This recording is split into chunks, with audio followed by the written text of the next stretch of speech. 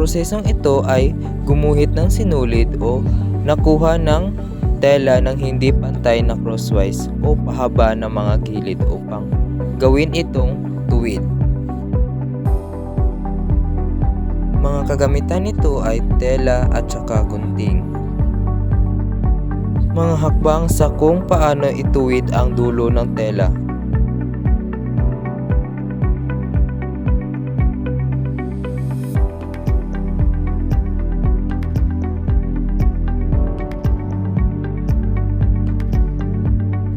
Unang hakbang, gupitin ang selvage sa pinakamaikling gilid ng tela.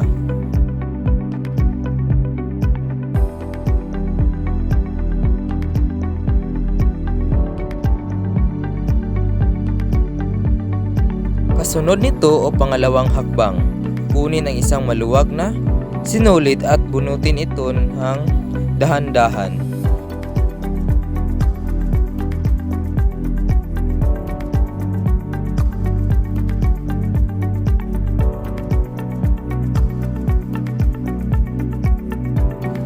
Ikatlong hakbang, hilain ang sinulid hanggang sa kabila ng selvage.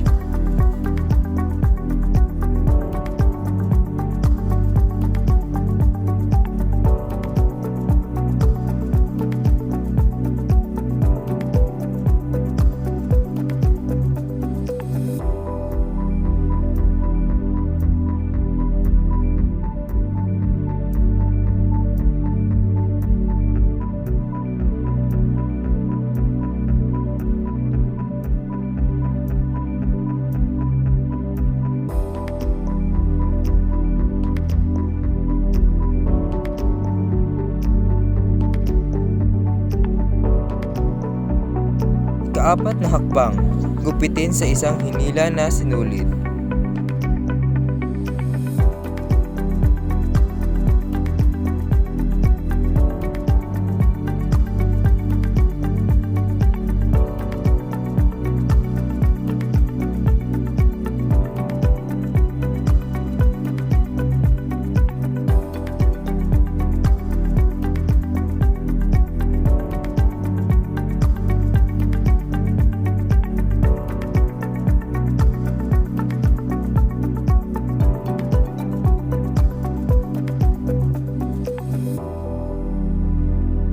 At dahil dito, ang tela ay naging tuwid.